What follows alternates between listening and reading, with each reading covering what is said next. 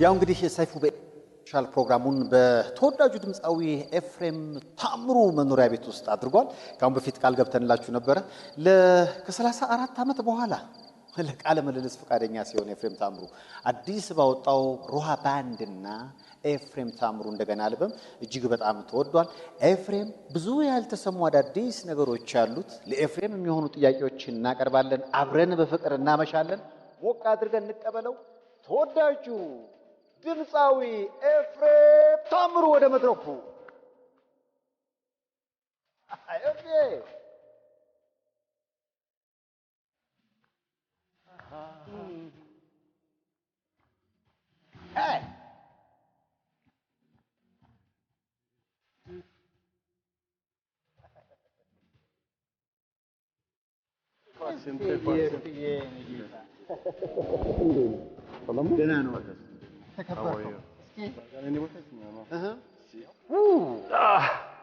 ይገርም ነው።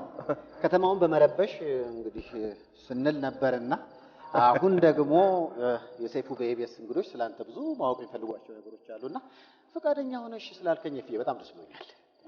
ሙሉ ለሙሉ ኤፍሬም ታምሩ ሙቭ አድርጓል ማለት ይቻላል ወደ ኢትዮጵያ ወይንስ የአሜሪካን ኑሮ እንዳለ? ሙሉ ለሙሉ አይደለም። ያው ግን ሁለቱም ጋር ነው ያለው። እዚህም ህይወት አለኝ፣ እዛም አለ። ሁለቱም ጋር የተመላለሱ ነው። እንግዲህ ዛሬ 34 ዓመት ይመስለኛል ቃለ ምልልስ የሰጠኸው። ድሮ ኢቲቪ የመጀመሪያ እኔ ምናምን የመጀመሪያ አልበም ያወጣው ጊዜ ከህሊና ተፈራ ጋር። ከዛ በኋላ እንግዲህ ወደ ሚዲያ መጥተህ ቃለ ምልልስ ታሪክ ይሄ መጀመሪያ ነውና ኤፍሬም ታምሩ ማን ነው? ከዛ ብንጀምር፣ ምክንያቱም ብዙዎች ማወቅ ይፈልጋሉ። ኤፍሬም ታምሩ ትውልዱ፣ እድገቱ። ኦኬ። ብዙ ጊዜ ያው ኢንተርቪው እንዳልከው ሰጥቼ ስለማላቅ ብዙ ሰዎች በራሳቸው መሰላቸው ይጽፋሉ። በየመጽሔቱም አንዳንድ ጋዜጣም እንዲህ በሬዲዮ ቶክም እሰማለሁ። ቴክሾው ምናምን እንደዚህ። ትክክለኛው ነገር ምን አለ መሰለህ፣ እኔ ከአቶ ታምሩ አመራና ከወይዘሮ አትገኝ ብዙነህ የተወለድኩት መጀመሪያ ባህር ዳር ነው። ሀገሬ የአባቴም የእናቴም ሀገር ደጀን ነው። ግን አባቴና እናቴ ለስራ ወደ ባህር ዳር፣ አባቴ የፖስታ ቤት ስራ አስኪያጅ ነበረ እና ለስራ እዛ ሄደው እዛ ነው የተወለድኩት። ባህር ዳር ነው የተወለድኩት። ባህር ዳር ተወለድኩኝ። እስከ 5 ዓመቴ እዛው ቆየሁኝ ማለት ነው። የአንደኛ ክፍል ትምህርቴንም እዛው ገባሁ። ሁለተኛ ክፍል በዛ ጊዜ ያው ስራ ቤተሰቦች ስለሚቀያየሩ አብሮ ነው ቤተሰቡ የሚጓጓዘው እና ከባህር ዳር ደብረ ማርቆስ ተቀየረ አባቴ። ሁለተኛ ክፍል ደብረ ማርቆስ እንደገና ተማርኩኝ። ከደብረ ማርቆስ በኋላ ደግሞ ወደ ሲዳሞ ጠቅላይ ግዛት ነው የሚባለው ያኔ፣ ወደ ሲዳሞ ጠቅላይ ግዛት ዲላ ተቀየረ። ዲላ ሄድን። ሶስተኛ ክፍል ደግሞ እዛው ገባሁ ተማርኩኝ። ከዲላ በኋላ ወደ ወሎ ጠቅላይ ግዛት እንደገና ተቀየረ። እዛ አራተኛ ክፍል ተማርኩኝ። አባቴ የፖስታ ቤት ስራ አስኪያጅ ስለነበሩ በየአመቱ ይቀየራሉ። አንተም በየቦታው ቤተሰብ ከዛ ወሎ ደግሞ ወደ አዲስ አበባ ተቀየረ። 5ኛ ክፍል ደግሞ እዛ ሄድኩኝ። እንደዚህ በየሀገሩ ነው። እኔ በጣም አንዳንድ ክፍል በየሀገሩ ነው የተማርኩትና 5ኛ ክፍል አዲስ አበባ ትምህርት ኦልሞስት ወደ እስከ ሚድ ይር አካባቢ ላይ ዲሴምበር ምናምን ጃንዋሪ አካባቢ ድረስ ከተማርኩ በኋላ አባቴ ከአንድ ዓመት ቀደም ብሎ ካር አክሲደንት በአውቶቡስ ሲሄድ ከክፍለ ሀገር ተገልብጦ ማለት ነው ትንሽ አደጋ ደረሰበት እና ከዛ በኋላ ጤናው ጥሩ አልሆነም እና ይሄ ኤርሊ ሪታየርመንት በጣም ያንግ ነበረ፣ ግን የጡረታ መውጫ ዕድሜው አልደረሰም። በዛ ጊዜ ያው በቃ ሪታየር ያደረገ ማለት ነው እና ቤተሰብ ልጅ ይላል ብለው ወደ ሀገሩ ወደ ደጀን ተመለሰ። እንግዲህ የደጀን ታሪክ የሚጀምረው ያኔ ነው። ሜድ 5ኛ ክፍል ግማሽ ላይ ነው አቋርጠን ሁላችንም ከአዲስ አበባ ተመልሰን ወደ ደጀን መጣ። የደጀን ህይወት የሚጀምረው ከዛ ጊዜ ጀምሮ ነው። የደጀን ህዝብ በጣም ወደው ህዝብ ነው። ህይወቴ ታሪኬ የሙዚቃ ካሪየሬ ሁሉ የተጀመረው እዛ ነው። ብዙ የደጀነት ህይወት የሚያለፈው እዛ ነው። እንግዲህ 5 በግማሹን መጣሁኝ። 5ን ጨረስ፣ 6ን፣ 7ን፣ 8ን ደጀን ተማርኩ። 9ና 10 ደግሞ ደጀን ሃይ ስኩል አልነበረም በዘመኑ፣ ደብረ ማርቆስ ቤት ነበር።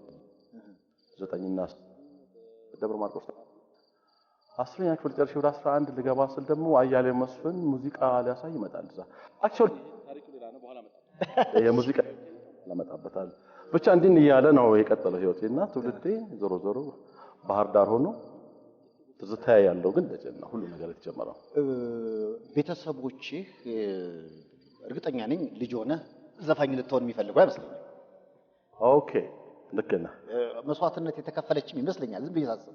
በጣም በጣም በጣም በዛ ጊዜ አክቹዋሊ እኔ አባቴም እናቴም ደግሞ ትንሽ ይሄ ወግ አጥባቂ ከሚባለው የባላባት ዘሮች ናቸው እና መዝፈን ምናምን በጣም አስነዋሪ ነው በዛ ጊዜ እና አባቴ በተለይ በጣም በጣም he was harsh በጣም አይወድም እንዲህ አይነት ነገር። የቤተ ክህነትም ሰው ነው በጣም እድገቱ እሱ አስተዳደጉ እንደዛ ነው። በቤተ ክህነት ነው ያደገው። ትምህርቱን የመጀመሪያ ትምህርቱን ያገኘው ከዛ ነው ያው እንግዲህ ዘመናዊ ትምህርት ቤት የገባው እና አይወድም ነበርና እንዴት ነው እኔ ደጀን እንደመጣሁኝ ትምህርት ቤት ውስጥ ስካውት የሚባል አለ። የስካውት ሜምበር ነበርኩኝ። የቲያትርና የሙዚቃ ክበብ አለ እና በዛ አርባ ሁሉ ጊዜ ትምህርት ቤት ውስጥ ቲያትር ይዘጋጃል፣ እኛ ሙዚቃ እናዘጋጃለን።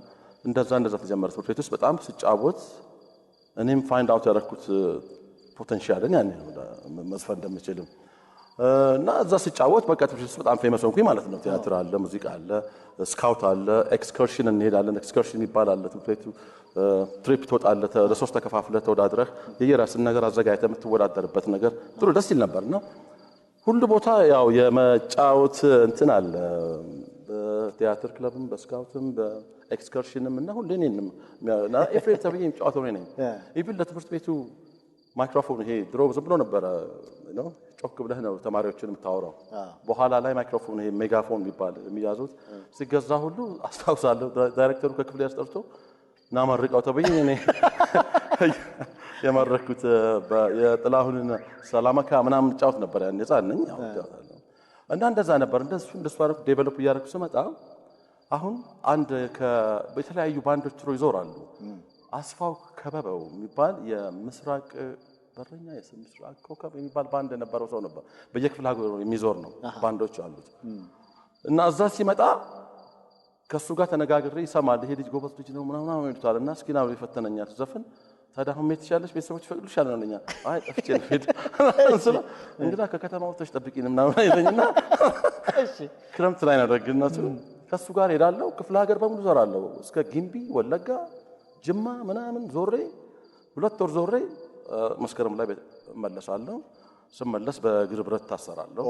አባቴ በጣም ኃይለኛ ነው። በቃ ግን ያውቃሉ ለሙዚቃ እንደሆነ ያውቁ ነበር ወይስ? በጊዜው እንግዲህ ሞባይልም ምናምን ይባል ነገር የለም ያኔ ምናምን የለም። መልእክት ምናምን ልካለሁ እዛው ካሉ ሰዎች ስጠፋ ለእናቴ እንደዚህ ነው የሄድኩት እዚህ መጥተው ከነበሩት ባንዶች ጋር ወጣ በለብልኝ በቃ ስሜት ነው ማድረግ ትችላለህ። በቃ በጣም ኃይለኛ ስሜት ነበረኝ። ከነሱ ጋር 2 ወር በዛ እድሜ ጠፍቼ ገና 12 ዓመት ልጅ ያለው ነው። ክፍለ ሀገር ዞሬ ሴፕቴምበር መስከረም ላይ ትምህርት ቤት ሲከፈት እመለሳለሁ። ደጀን ገረፋለሁ። አባቴ በእግር ብረት ያስረኛል። መዓት ብቻ ስቃይ ነበረኝ። እንደገና እንደዛ ሆኖ በኔክስት ይር ደግሞ ተምሬም እንደገና ሌላ ባንድ ሲመጡ ደግሞ ሴም ጋይስ መጡ። እሺ እንደገና ያን ሰሞን የመጡ ሰሞን ታሰርኩ። እንደገና ክረምት ላይ ነው የመጡት ደግነቱ እነሱ ክረምት ላይ ታሰርኩኝ። እንደገና ሌላ ሀገር ከሄዱ በኋላ አጣርቼ የሄዱበት ቦታ እንደገና ሄዳለሁ። ሄጄ ግምቢ ምን በለው ይሄ በቃ ኤቭሪዌር ክፍለ ሀገር ውስጥ ይዞራል። 2 ወር ሲያልቅ ተመልሼ እመጣለሁ። አባቴ በቃ ልጅ አይደለም በጣም ብዙ ነገር ነበረ እና እንደዛ አሳልፍ ነበረ። ከዛ በኋላ ሃይ ስኩልም ደግሞ አያለ መስፍን ደግሞ መጣ እንደለመድኩት እንደዛ ደግሞ ይሄ አክቹአሊ እዛ ኦልሬዲ ትልቅ ፌመስ ሆኛለሁ። እዛ ሲሄድ ለሃይ ስኩል የሚጫወት ነበር። እኔ ገና ደጀን እያለሁ ሃይ ስኩሉ ከደጀን እየወሰደ ያጫውቱኝ ነበር። ምን ነበር ስሙ ባንዱ ብሉ ናይል ኦርኬስትራ ይባል ነበር ሃይ ስኩል ውስጥ እና እነሱ እንደታወቁ ብትለኝ አንድ ጊዜ የአውራጃዎች ውድድር ነበረ እና የሰባቱም አውራጃዎች ውድድር ነበረ ጎጃምና እኔ ደብረ ማርቆስ በሁለት ክፍል ነው። አንድ የዘመናዊ አንድ የባህል ነበረ ውድድሩ እና በዘመናዊ ባይፋር አንደኛ ያወጣሁት እኔ ከክፍለ ሀገሩ።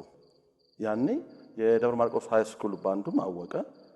እየከፈሉኝ ከደጀን 18% ከገቢው እየተከፈለኝ ዝነኛው ኤፍሬም በዛ እድሜ እየተባልኩኝ ነበረ እየተከፈለኝ ደብረ ማርቆስ ሄድኩኝ የሚጫወተው ለሃይ ስኩሉ ባንድ ማለት ነው። ዋው! በኋላ ያው እድሜ ደርሶ 9ኛ ክፍል ሰው ደግሞ እዛው ጆይን አደረኳቸው ማለት ነው። የነማንን ዘፈኖች ነበር ብዙ ጊዜ የምትጫወተው ያኔ? በዛ ጊዜ ጥላሁን ነው የሚጫወተው። በብዛት ጥላሁን ነው የሚጫወተው።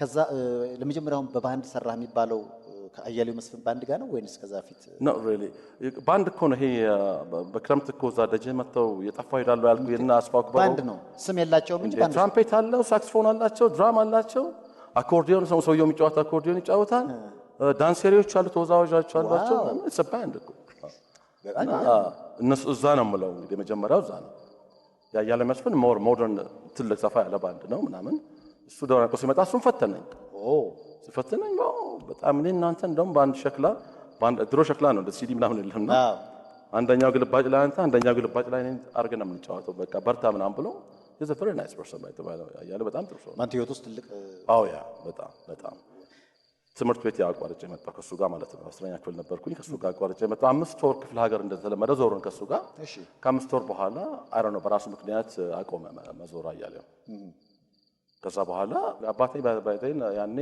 በህይወት አልነበረም አረፈ በቃ በኔም ተቃጥሎ ባለው እንትን በጣም ተበሳይቶ ነው የሞተው ያንተን ዝነኛ መሆን አላየ በጭራሽ አላየ ገና 8ኛ ክፍል እያለሁ ነው ያለፈው አላየ ስለዚህ ከዛ በኋላ የኤፍሬም ታምሩ ህይወት ወደ አዲስ አበባ ይመጣል ማለት ነው ከዛ በኋላ በቃ ከአያሌው መስፍን ጋር ዘውሩን የክፍለ ሀገር ነው ስንበታተን እዛው ውስጥ የነበሩ ከሱ አብረን ስንዞር የነበረ ባንድ ሜምበርስ አንድ ሁለቱም እዛ ጀመሩ ዛም ቤዚክ የሚባል ክለብ ዳውንታውን በዛ ጊዜና እና ለምን እዛ አትመጣም ምናምን አሉኝ አይ እንደዚህማ ከሆነ በጣም አሪፍ ነው እዚህ ሙዚቃዬንም እየሰራሁ ትምህርቴንም እዚሁ እከታተላለሁ ብዬ ወሰንኩኝ ከዛም ምስራቅ አጠቃላይ ከፍተኛ ሁለተኛ ደረጃ ትምህርት ቤት ከ9 እስከ 12 እዛ ተቀበሉኝ እዛ ጨረስኩ ትምህርቴንም ሙዚቃዬንም እየሰራሁ እንደዛው ቀጠልኩ ማለት ነው በዛ ጊዜ እንትና ይጫወት ነበር በጣም የምወደው አሊቢራ እና ኦኬ ሄጄ ብዬ የሚፈትነኝ እዛ ደግሞ አሊቢራ ነው በጣም ነው የምወደው አሊቢራን ደግሞ በዛ ጊዜ አይ ዶንት ኖ ስሙንም አላውቀውም ግን በሬዲዮ እየሰማሁ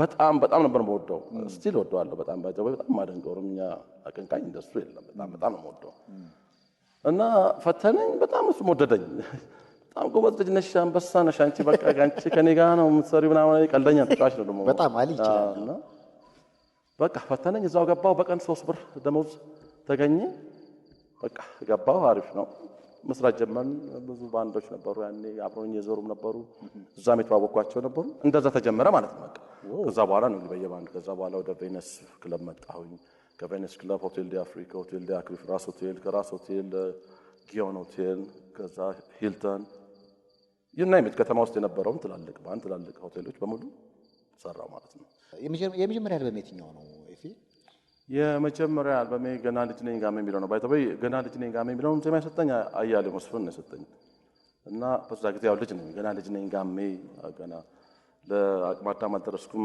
አላቅም ታመሜ ፍቅር አላቅም ምናምን ነው የሚለውና ኦፍ ኮርስ ያኔ ምንም ነገር አላቅም ምንም አታውቅም ገና ልጅም ነበር ማለት ያው ምንም የጀመርኩት ነገር የለም ማለት እሺ በሱ ነው የጀመርኩት የመጀመሪያ አልበሜ እሱ ነው የመጀመሪያ አልበም እሱ ግን በጊዜው ያኔ ከካሴት ምናምን ብዙም ዶሚኔት ያደረጉት መስፍን አበበ ነበረ ከመስፍን አበበ በኋላ ሙሉ ቀን መጣ እና ለጀማሪ ገና ወጣት ዘፋኞች ድልም ያን ያልነበረም አልተሰማም ብዙ ለነሱ በኋላ ነው እንግዲህ ታዋቂ ሲሆን ነው ወደ ኋላ ተመልሶ ሰው ኤፍሬም ነው ብሎ ማዳመጥ የጀመረው እንጂ ያኔ ብዙም አልተደመጠም በደንብ ግን ከህዝቡ ጋር አስተዋውቆኛል የምትለው ስራ የትኛው